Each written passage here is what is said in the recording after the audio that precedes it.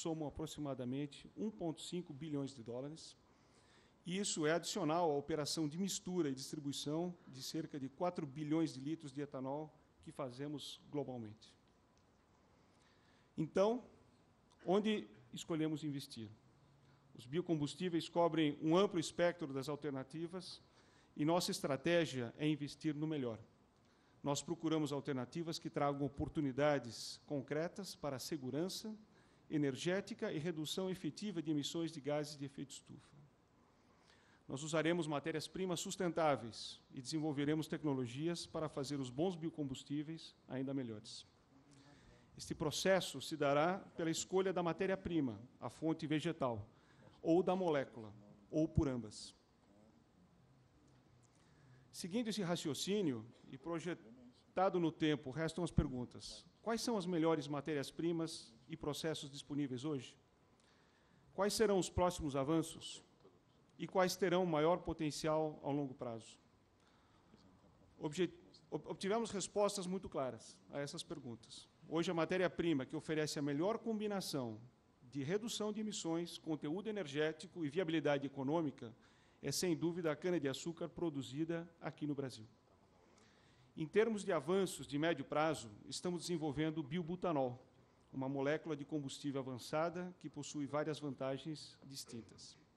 E, para o longo prazo, trabalhamos para desenvolver combustíveis a partir de matérias-primas ricas em lignocelulose, as chamadas energy grass. Vou falar agora um pouco sobre cada um desses elementos da nossa estratégia.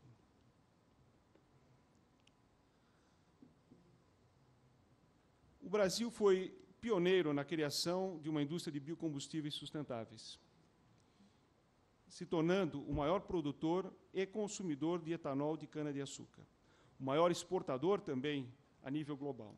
Isso foi resultado de um forte arcabouço político que serviu de motor para inovação, empreendedorismo e crescimento. Na verdade, um modelo para encorajar o desenvolvimento de uma energia limpa e segura em todo o mundo.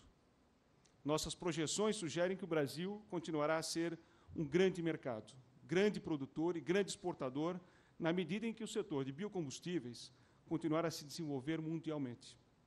Nós esperamos que o mercado demandante de biocombustíveis nos Estados Unidos, Europa e Japão, nos próximos anos, acabe oferecendo uma oferta e uma possibilidade ao Brasil de atender essa demanda crescente.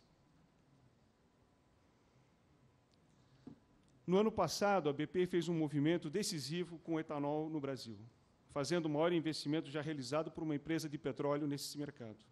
Adquirimos 50% de participação da Tropical Bioenergia, uma joint venture que está investindo cerca de $1 bilhão na produção de etanol.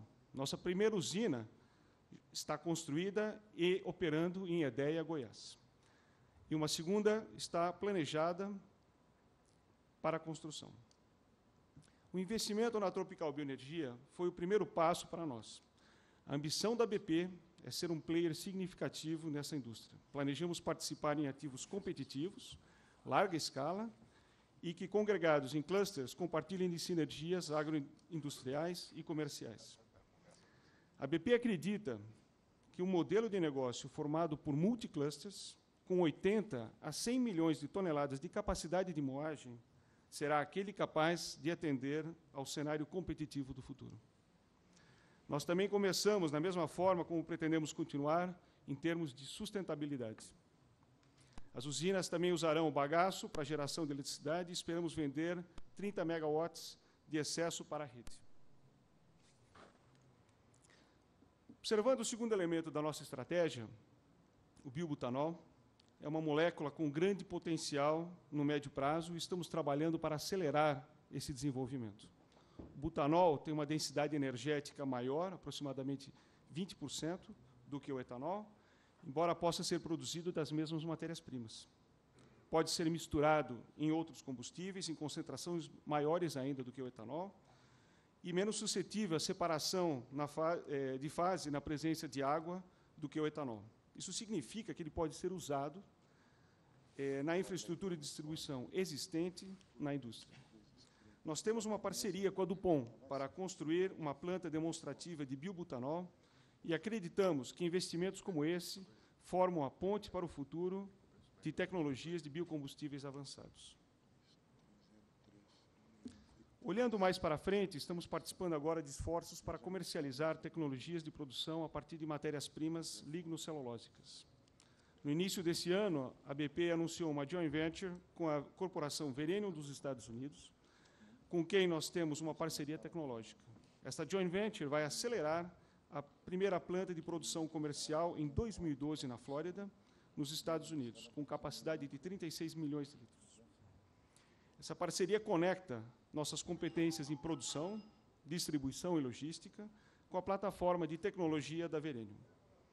Aqui no Brasil, pretendemos que nossas usinas da Tropical Bioenergia ofereçam uma plataforma não apenas para o etanol, mas também para o biobutanol e a lignocelulose no futuro.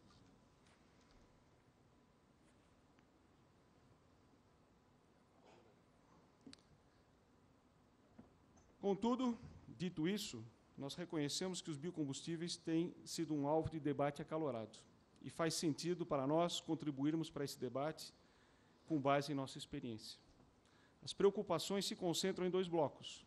O primeiro é que não existe terra suficiente para energia e alimento coexistirem, que levará a preços de alimentos mais altos, e a competição por outros recursos, como a água, por exemplo. O segundo é o medo de que métodos de produção não sustentáveis levem ao desmatamento, conforme ressaltado na palestra do Bill Clinton ontem. Frequentemente ouvimos falar de biocombustíveis como se fossem todos iguais, todos ruins. A verdade é que existem diferentes tipos de biocombustíveis, alguns muito melhores do que outros. A prioridade da nossa indústria precisa ser de demonstrar que biocombustíveis bons, sustentáveis, podem ser produzidos hoje e podem ser produzidos em grande escala no futuro. Tratando a questão de alimento, em primeiro lugar, acreditamos que a terra disponível suficiente para atender a necessidade de alimentação humana, animal e combustível. Estima-se que hoje a terra usada para biocombustíveis seja de 13,8 milhões de hectares nos Estados Unidos, Europa, Brasil e China, combinados, ou cerca de 1% do total de 1.500 milhões de hectares estimados como sendo área de terra plantada globalmente.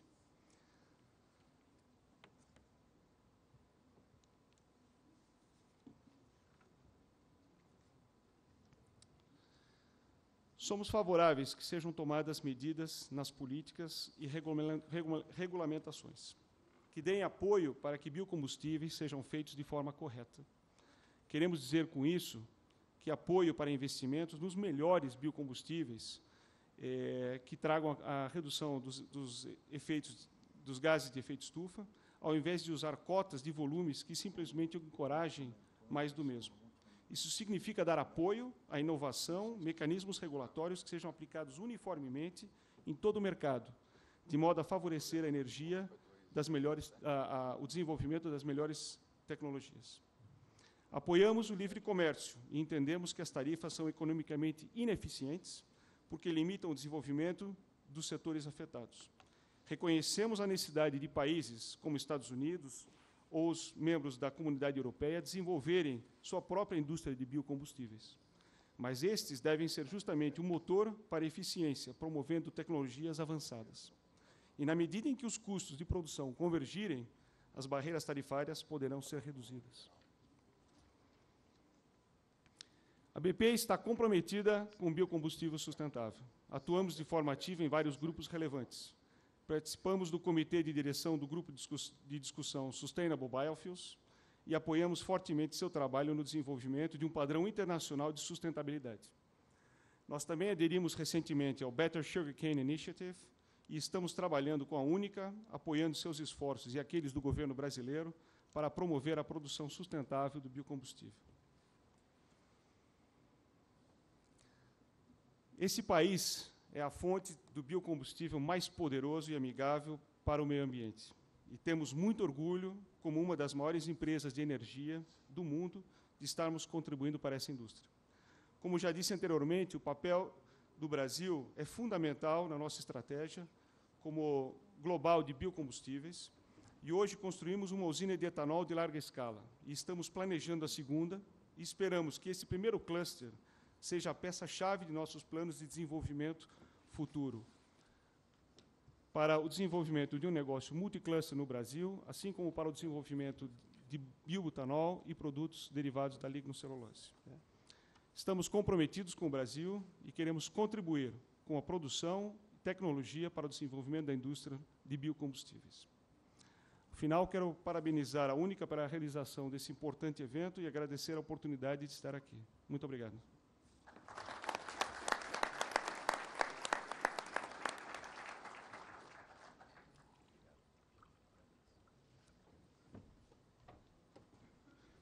Muito obrigado, Sr. Mário Lidenheim.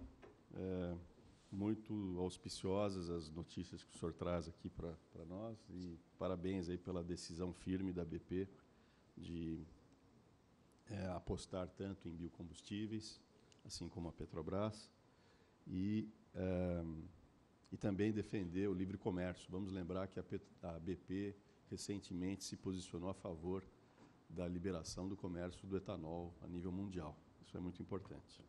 Muito bem, nós temos aqui já quase que uma pletora de perguntas. Infelizmente, nós não temos microfones aqui para os senhores, mas as perguntas devem ser encaminhadas por escrito.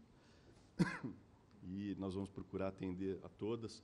Graças à eficiência dos palestrantes, nós temos tempo suficiente, então vocês podem continuar mandando perguntas. É isso que vai enriquecer o debate. A primeira pergunta que chegou aqui à mesa é para a Cosan, do Dr. Marcos Lutz, e ela é feita pelo Sr. José Cavalieri, da Cavalieri Capital. Antes disso, eu gostaria de também reconhecer a presença aqui no auditório do Dr. José Pilon, que foi presidente da Associação das Indústrias do Açúcar e do Álcool, precursora da Única. Obrigado, Dr. Pilon. Também do Sr. Ian Eichbaum, que é o cônsul-geral de Luxemburgo, também, que nos dá muito prazer, e outras autoridades aqui presentes. Dr. Marcos Yankee, é o senhor que está aí? Não, é parecido com o Marcos Yankee, mas não é o Marcos. Aqui tem uma luz terrível na cara da gente. Bom, a pergunta para o Dr. Marcos é o seguinte, do Sr. José Cavalieri. Agora que a Cosan está integrada verticalmente, do etanol que está sendo vendido nas bombas de gasolina da Esso, qual é a percentagem que vem de outros produtores de etanol que não a Cosan? A Cosan pretende maximizar a sua produção de açúcar esse ano e minimizar a produção de etanol? Bom, José, a primeira pergunta, eu responderei da seguinte forma. Do mesmo jeito que as empresas de petróleo compram e vendem ao longo do processo de logística e processo comercial as moléculas, a Cosan faz da mesma forma. Então, eu diria que esse ano, no orçamento, é zero. A nossa intenção é comprar 100% do etanol utilizado nas vendas das nossas redes ESSO, de produção própria da Cosan. E a gente, obviamente, utiliza o fato de ter uma grande capacidade de estocagem, uma grande capacidade logística para maximizar o resultado dessas compras e vendas. Então, a gente hoje, esse ano, deve produzir algo como 2,3 bilhões de litros de etanol e deve vender algo um pouco abaixo de 2 bilhões de litros de etanol na rede ESSO. E a ideia é comercializar, portanto, esses 4,5 bilhões de litros, tanto o nosso para outras redes, a produção própria da Cosan, quanto a originação de terceiros para a rede ESSO. Tá? A ideia é, obviamente, aumentar a presença no mercado e de alguma forma, a maximização logística que a gente estava falando aqui no escoamento dessas mercadorias. No que tange a parte de mix de produção, a Cosan é uma empresa que tem uma capacidade de se tornar